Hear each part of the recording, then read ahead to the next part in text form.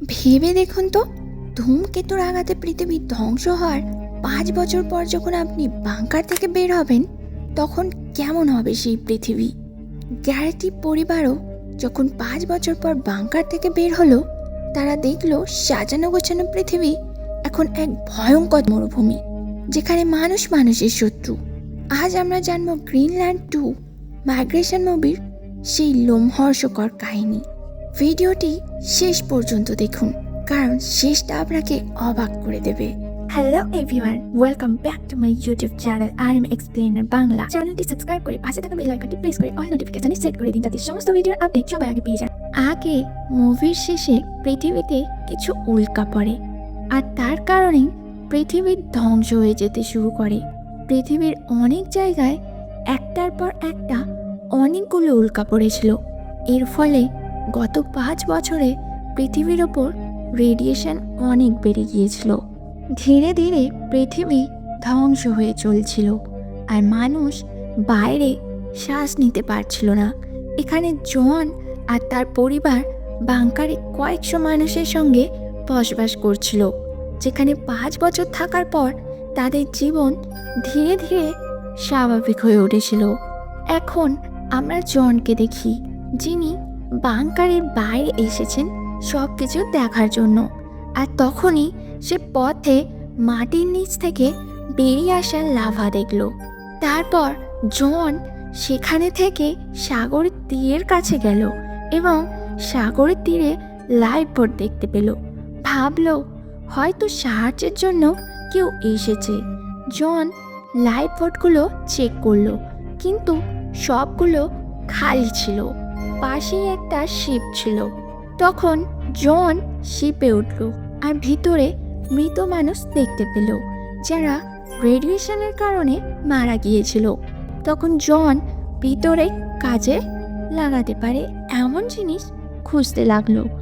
যেখানে জন একটা ডায়েরিতে দেখতে পায়, সেখানে লেখা আছে যে ফ্রান্সের ক্রেটন শহরে আবহাওয়া ঠিক হয়ে গিয়েছে, আর মানুষদের থাকার জন্য সেখানে একটা শহর বানানো হয়েছে। আর ওই জাহাজটা সেই দিকে যাচ্ছিল, কিন্তু ঝড়ের কারণে সেটা এখানে এসে পড়েছে। জন বাইরে বেরিয়ে এসে দেখতে পায় বাইরে একটা রেডিয়েশন ঝড় আসছে, যা খুবই ভয়ঙ্কর ছিল। তখন জন সেখানে দ্রুত দৌড়াতে লাগলো, আর সে তার বাংকারে ফিরে গেল, যেখানে তারা গ্রিনল্যান্ডের বাংকারে ছিল। তারপর আমরা ভিতরে জনের স্ত্রী এলিকে দেখতে পাই। সে সেখানে লোকদের নিয়ে একটা মিটিং করছিল। তাদের সঙ্গে একটা সায়েন্টিস্টও ছিল। ঝড়ের কারণে তাদের বাংকারের আশেপাশের মাটি দুর্বল হয়ে পড়ছিল, যার ফলে বাংকারে সমস্যা হতে পারত। আর ঝড়ের কারণে সেখানে অনেকবার ভূমিকম্প হতো। জন ইঞ্জিনিয়ার হওয়ায় বাংকারের সমস্ত কাজ সে দেখাশোনা করত। রাতে জন এসে তার পরিবার আর বন্ধুদের সাথে দেখা করে, যাদের মধ্যে জনের সঙ্গে এলি আর তাদের ছেলে নেটও ছিল, যে এখন অনেক বড় হয়ে গেছে। নেট তার বাবার মতো বাংকারের বাইরে যেতে চাচ্ছিল। তখন জনের এই কথা পছন্দ হয় না, আর বলে, বড় হলে তোমাকে আগে ট্রেনিং নিতে হবে, তারপর আমি তোমাকে নিয়ে যাব। এই কথা শুনে নেট খুশি হয়। তারপর সবাই রাতে একসাথে নাচতে শুরু করলো। পরের দিন সবাই দেখলো বাইরে কিছু মানুষ এসেছে, যারা সাহায্য চাইছিল। তখন সবাই তাদের ভেতরে নিতে শুরু করলো, কিন্তু তখনই বাইরে ঝড়ের কারণে বাংকারে গোলমাল শুরু হয়ে গেল। আর ঝড়ের কারণে বাইরে ভূমিকম্প হলো এবং সেটা বাংকারটা ধ্বংস করতে লাগলো। ভিতরের জিনিসগুলো ওলটপালট হয়ে যেতে লাগলো, আর এর ফলে বেশ কিছু লোক আহত হয়ে যায়। জন সবাইকে সাহায্য করতে লাগলো, আর সে এসে তার পরিবারকে খুঁজে পেল। তারপর সে সবাইকে নিয়ে রেডিয়েশন থেকে বাঁচার জন্য মাস্ক পরে বাংকার থেকে বেরিয়ে আসে। সেই সময় তাদের রোজের সঙ্গে দেখা হয়। সে আহত ছিল। তারপর তারা তিনজন মিলে রোজকেও সাথে নিয়ে লাইফ বোর্ডে সমুদ্রের মাঝখানে যাবার জন্যে এসে দেখে সবাই সেখানে জীবন রক্ষাকারী নৌকায় উঠতে চাইছিল। আর জন তার পরিবার নিয়ে এসে একটা নৌকায় উঠল। আর সেখান থেকে একজন লোক নৌকাটা বন্ধ করে দিল। তারপর তারা নৌকাটা নিয়ে এগিয়ে গেল। আর তখন হঠাৎ একটা বড় সুনামি এসে পড়ল। সেই সুনামির কারণে বাংকারের বাকি সবাই সুনামিতে মারা যায়, কিন্তু জন তার কিছু মানুষের সাথে নৌকায় বেঁচে গেল। জন দেখল সমুদ্রের ভেতরের হাওয়া বেশ পরিষ্কার ছিল। আর তখন সবাই মাস্ক খুলে ফেলল। তখন জন সবাইকে বলল যে সে ফ্রান্সের ক্রেটার শহরের সম্পর্কে শুনেছে, ওখানের পরিবেশ ভালো হচ্ছে আর সবাই সেখানে ভালো আছে। লন্ডন থেকে ওরা ফ্রান্স শহরে যেতে পারবে। তারপর সে বলল বোটটা ওই দিকে নিয়ে যাওয়ার জন্য। পরের দিন বোটটা খারাপ হয়ে গেলে জন সেটা ঠিক করে। জনের এই কাজে সবাই অনেক খুশি হয়। মেঘ তারা ভরা আকাশটা দেখতে পায়। ও খুব খুশি হয়, কারণ সে তারা আকাশ খুব পছন্দ করত। এক সপ্তাহ পর জন বাইরে এসে দেখল তাদের নৌকা একটা বড় বিল্ডিংয়ের উপরে আটকে আছে। আর তারা ইংল্যান্ডের এক শহরে ছিল যা এখন জলে ডুবে আছে। তারপর সবাই এগিয়ে চলে আর ওখান থেকে একটু উঁচু রাস্তাতে নামে। সামনে এগিয়ে যেতেই তারা কিছু মানুষ দেখে যারা ওখানকার একটা মার্কেটের মতো জায়গায় ছিল, যেখানে অনেকেই বাস করত যারা সরকারের প্রথম দফার নির্বাচনে নির্বাচিত হয়নি। তবুও ওই মানুষগুলো প্রলয়ের সময় বেঁচে গিয়েছিল। সেখানে সরকারি নির্বাচিত লোকদের একটা মিলিটারি বেস ছিল। তখন জন এগিয়ে গেল, কারণ তাকে আগের পার্টেও নির্বাচিত করা হয়েছিল এবং সে তার আইডি দেখালো। তখন অফিসার জনের পরিবারকে ভিতরে ঢুকতে দিল, কিন্তু সেখানে আরেকজন সায়েন্টিস্ট তার আইডি আনেনি। তখন সবাই চিৎকার করতে লাগলো। সঙ্গে সঙ্গে সেখানে ঝড়ও আসছিল। তখন অফিসার সেই লোকের চিৎকারে তাকে গুলি করে এবং তারপর বেসটা ভিতর থেকে বন্ধ করে দিল। তখন ঝড় সেই দিকেই আসছিল আর জনের সঙ্গে থাকা বাকিরা সেখান থেকে পালিয়ে গেল। তখন জন তার পরিবার আর রোজ সঙ্গে ছিল, ওখান থেকে যাচ্ছিল। আর তখন মাইক নামে একজন গাড়িতে দেখতে পেয়ে জন তার কাছে সাহায্য চায় লন্ডন যাওয়ার জন্য। মাইক জনের ঘড়ি নিয়ে নেয় আর জনও তার পরিবারকে নিয়ে যাওয়ার জন্যে রাজি হয়। সেখানে বারবার বিপদ এড়িয়ে সবাই অনেক কষ্টে ছিল। মাইক বলল যে এখন পৃথিবী আগের মতো নেই, রেডিয়েশনের কারণে সবাই মরছে আর ঝড়ের সাথে সাথে আগুনেরও বলও যে কোনো সময় পড়তে পারে। তখন জন ম্যাগির ব্যাপারে এলিকে জিজ্ঞাসা করলে এলি বলে আমাদের শেষ 8 মাস আগে কথা হয়েছিল, কিন্তু এখনও সে লন্ডনে আছে। পরের দিন মাইক গাড়ি চালাচ্ছিল। তারপর সবাই আরাম করার জন্য একটা জায়গায় থামলো। সেখানে জন আর মাইক বাইরে এসে কথা বলছিল।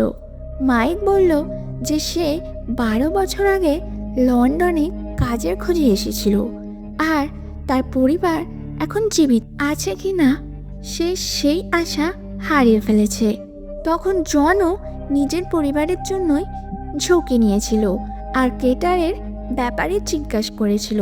তখন মাইক বলল আমি শুনেছি কেটারের বাইরে মিলিটারি একটা বড় বেস আছে আর ওখানে সিভিল ওয়ার চলছে, যার কারণে ওখানে অনেক ঝুঁকি থাকতে পারে। তখন জন আর নেট দেখতে লাগলো আকাশ থেকে অনেক বড় বড় আগুনের গোলা তাদের দিকে আসছিল। তখন জন সবাইকে গাছ ধরার জন্য বলল। আগুনের গলাগুলোর কারণে সব কিছু অনেক কাঁপছিল। সবাই অবস্থা খারাপ হয়ে গেল আর মাইক তার বাইরে রাখা গাড়িটা বাঁচানোর জন্য যায়। তখন গোলার ধাক্কায় মাইক আর তার গাড়ির দুটোই ছিন্ন ভিন্ন হয়ে যায়। সন্ধ্যায় সব কিছু শান্ত হয়ে গেলে জন তার পরিবারকে সাথে নিয়ে ওখান থেকে তাদের জিনিসপত্র নিয়ে চলে যায়। কয়েকদিন পর তারা লন্ডনে পৌঁছায় এবং সেখানে গিয়ে তারা এলির মাসি ম্যাগিকে দেখে। ম্যাগি তাদের দেখে খুব খুশি হয়। এরপর ম্যাগি সবাইকে ভিতরে নিয়ে যায় এবং সবাই এসে ম্যাগির বাড়ি দেখে। সেখানে অনেক বুড়ো লোক ছিল। তাদের দেখে রাত হলে সবাই সেখানে পার্টি করছিল। রাতে এলি দেখে জনের অবস্থা অনেক খারাপ, তার নাক দিয়ে রক্ত বের হচ্ছিল। তখন জন বলে, আগে আমি রেডিয়েশনে অনেক বেশি বাইরে সময় কাটিয়েছি, আর হয়তো সেই কারণেই আমি ভেতর থেকে মরছি, আর আমার কাছে বেশি সময় নেই। তখন এলির মন ভেঙে যায়। জন আগেই জানতো, তাই সে তার পরিবারকে বাঁচানোর জন্য মরার আগে তাদের ক্রেটার পর্যন্ত পৌঁছে দিতে চেয়েছিল। তখন এলি বলে, জন, তোমার কিছু হবে না। পরের দিন ম্যাগি তাদের গাড়ি দিয়ে দেয়। গাড়ির মধ্যে সাথে একটা বন্দুকও ছিল, কারণ পথে অনেক ঝুঁকি ছিল আর তাদের সাবধানে ক্রেটার শহর পর্যন্ত পৌঁছাতে হতো। তারপর সবাই গাড়িতে উঠে সামনে এগিয়ে গেল আর লন্ডন থেকে ফ্রান্স শহরের দিকে যাত্রা শুরু করে। সেখানে থেকে তারা একটা ম্যাপ অনুসরণ করে 1 সপ্তাহ ধরে এগিয়ে চলে। রাত হয়ে গিয়েছিল। হঠাৎ সেখানে একটা গুলি চলে আর রোজ ওখানেই মারা যায়। সবাই সেটা দেখে চমকে ওঠে আর আশেপাশে 2টা গুন্ডা তাদের উপর হামলা করলে জন বাইরে এসে তাদের মধ্যে একজনকে গুলি করে মেরে ফেলে, কিন্তু তার পিস্তলে গুলি শেষ হয়ে যায়। তখন এলি তাকে মারে।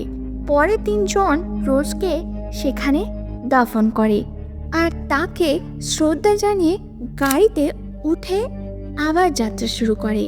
তারা এগিয়ে চলে। একটা পাহাড়ের কাছে পৌঁছালো যেখানে অনেক মানুষ দাঁড়িয়েছিল আর তাদেরকে একটা খাড়ির ওপর দিয়ে অন্য পাশে যেতে হয়েছিল। তখন জনকেও তার পরিবারের সঙ্গে সেই খাড়িটা পার হতে হতো। এরপর তারা একটা দড়ি ধরে এগিয়ে চলল। সবাই একসাথে যাচ্ছিল। তখন সেখানে খুব জোরে বাতাস বইছিল আর তার জন্য সবাই অনেক সাবধানে পার হচ্ছিল। জন তার পরিবারকে ধরে রেখেছিল। তারপর তারা একের পর এক এগিয়ে গেল আর খাড়াও পার করে ফেলল আর তাদের চলার অভিযান আবার শুরু হলো, যেখান থেকে তারা ফ্রান্সে পৌঁছে যায়। ওখানে একটা লোক তাদের ধরে ফেলে, যার নাম ছিল চার্ট। তখন জন বলে, আমি আমার পরিবারকে বাঁচানোর জন্য এসেছি আর আমরা কেটার শহরের দিকে যাচ্ছি। তখন চার্ট বলল, তোমাদের সবাইকে ক্ষুধার্ত দেখাচ্ছে, আমার সাথে চলো। চার্ট ওদের নিয়ে নিজের বাসায় আসে, যেখানে চার্টের সাথে তার স্ত্রী ক্যাট আর মেয়ে ডেনি থাকে। চ্যাট বলে তার স্ত্রী রেডিয়েশনের কারণে পঙ্গু হয়ে গিয়েছে। রাত হয়ে গেলে চ্যাট জন আর তার পরিবারকে ভালো খাবার খাওয়ায় আর বলে কেটার আসলে ভালো থাকার জন্য বানানো একটা জায়গা, ওর কথাও শুনেছিল। আর আগে ও সেখানে আর্মির জন্য কাজ করেছিল, এই জন্য ওর সেখানে অনেক পরিচিত ছিল এবং ওরা সাহায্য করবে। এটা শুনে জন খুশি হয়। রাতে ডেনি আর নেট একসাথে ছিল। নেট ডেনিকে তার চাদরে বানানো গ্যালাক্সি দেখিয়েছিল, যেখানে তাদের বন্ধুত্ব অনেক ভালো হয়ে যায়। পরের দিন চাঁদ জনকে ক্রেটারে যাওয়ার রাস্তা দেখায় আর সাথে একটা ছবি দিয়ে বলে, এতে আমার সঙ্গে কমান্ডার টম আছে আর এটা তোমার জন্য, যাও আর সবাইকে বলো যে তুমি আমার সাথে আছো আর টমের নামও দেবে। তখন তারা তোমাকে কেটারে পৌঁছে দেবে। আর আমার তোমার কাছে একটা অনুরোধ আছে, তুমি ডেনিকে সাথে নিয়ে যাও যাতে সে এই দুনিয়ায় বেঁচে থাকে। জন রাজি হয়। এরপর ডেনি তার বাবা চ্যাটি আর মা ক্যাটের সঙ্গে দেখা করে ও তারপর জনের সাথে গাড়ি নিয়ে তাদের পরিবারের সঙ্গে কেটার শহরের দিকে এগিয়ে যায়। মিলিটারি গাড়ি তাদের দেখে ফেলে আর ওরা জন আর তার পরিবারকে ধরে ফেললো। বলল, তোমরা রেস্ট্রিক্টেড এরিয়াতে এভাবে ঘোরাফেরা করতে পারো না, কারণ এখানে অনেক রেভেল ঘুরে বেড়ায়। তখন ডেনি ফরাসিতে কথা বলা শুরু করলো আর বলল, আমরা কমান্ডার টমকে দেখতে এসেছি। টমের নাম শুনে গার্ড বলল, ও আমাদের মিলিটারি ক্যাম্পের উল্টো দিকেই আছে, কিন্তু ওখানে যেতে হলে তোমাদের ওয়ার জোন পার হতে হবে, যা অনেক ঝুঁকিপূর্ণ। জন রাজি হয়ে যায়। রাত হওয়ার পর একটা গার্ড সবাইকে ওয়ার জোন দিয়ে সামনে এগোচ্ছিল। সেখানে সিভিল ওয়ারের কারণে খুব বড় একটা লড়াই চলছিল, কিন্তু তারা সবাইকে সকাল হওয়ার আগেই পুরো পথ পার করে দিয়েছিল। তারা মিলিটারি বেসে পৌঁছে গিয়েছিল আর এখন টমের সাথে কথা বলতে চাইছিল। তখন তারা এক জেনারেল এর কাছে গিয়ে টমের ব্যাপারে জিজ্ঞেস করলে জেনারেল বলে, টম ঠিক এখনই মারা গেছেন, আর তিনি জনকে বললেন ওখান থেকে ফিরে যেতে। তখন জেনারেলকে জন অনুরোধ করে বলল যে, আমি আমার পরিবারকে বাঁচানোর জন্য এখানে এসেছি, আর আমরা ক্রেটারে যেতে চাই, আর আমি যে কোনো সময় মারা যেতে পারি, তাই দয়া করে আমাকে সাহায্য করুন। তখন সেই জেনারেল জনকে বাসে পাঠানোর জন্য বলল। কিছুক্ষণ পর জনের পরিবার কয়েকজনের সঙ্গে বড় শহরের দিকে যাচ্ছিল, কিন্তু পথে হঠাৎ এক বিশাল বিস্ফোরণ হলো আর দুই রেবেল এসে ড্রাইভারকে মারল। তারপর একের পর এক সবাইকে বাইরে বের করতে লাগলো। তখন জন ভেতর থেকেই ওই বাঙ্কার ধরে আক্রমণ করলো, আর বাইরে থাকা লোকেরা অন্য গন্ডাটাকে ধরে আর ওকে সেখানেই মারলো। তখন বাস থেকে গুলির আওয়াজ এলো। তারপর জন সেখানে থেকে বেরিয়ে এলো। সেই সময় একটা গুলি তাকে লেগেছিল। জনের পরিবার তাকে দেখে অনেক কষ্ট পায়, কারণ সে আহত ছিল। তখন এলি বাস নিয়ে এগিয়ে যায় আর তারা ক্রেটার শহরের কাছে পৌঁছায়। ওখানকার পরিবেশ দেখে তাদের মনে হলো যেন স্বর্গে এসে পড়েছে, কারণ পরিবেশ একদম চমৎকার ছিল। জন ও ওই জায়গা দেখে খুব খুশি হয়েছিল, কিন্তু হঠাৎ আহত হওয়ার কারণে সে নিচে পড়ে গেল। মারা যাওয়ার আগে সে তার পরিবারকে দেখে আর সেখানেই মারা যায়। তারপর জনের পরিবার কেটারের দিকে এগিয়ে যায়, আর সেই সঙ্গে এই অসাধারণ সিনেমাটা এখানেই শেষ হয়ে যায়। তোমাদের এই সিনেমাটা কেমন লেগেছে সেটা অবশ্যই কমেন্ট সেকশনে জানিও। আর নতুন এবং ভালো সিনেমাগুলো দেখতে আমাদের এই চ্যানেলটা সাবস্ক্রাইব করতে ভুলবেন না।